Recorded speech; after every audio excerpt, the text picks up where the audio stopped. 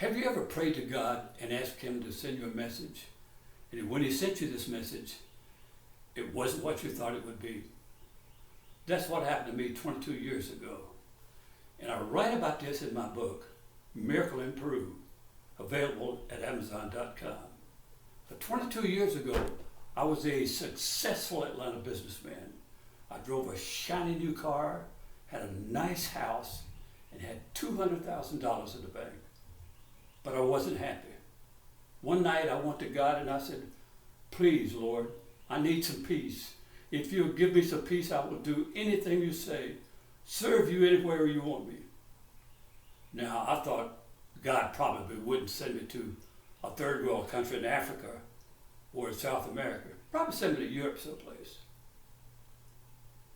And so the next day, I met my best friend Pierre, and he said that he knew a group that was going to Peru in a week. It'd be a week-long trip to ascertain the needs of the indigenous people there. So we went to Peru. It was a wonderful experience. I fell in love with the Peruvian people. And on the trip back to Atlanta, I sat up front with Pierre. He said, I'm going to go back to Peru one day. I said, not me. Once is enough. Famous last words. When we got back to Atlanta that night, I was awakened by the same voice that had sent me to Peru. It woke me every hour on the hour with the same message, go to Peru.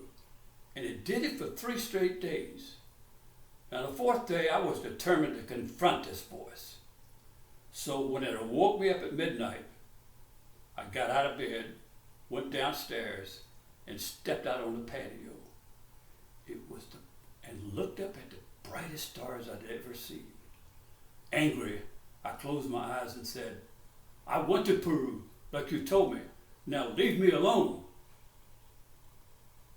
And in the sweetest voice I've ever heard, it said, Leon, I told you to go to Peru, but I didn't tell you to come back to Atlanta. The next day I phoned my sister and told her to put my house up for sale.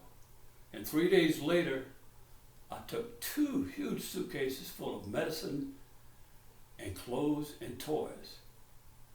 And I went to the Atlanta airport.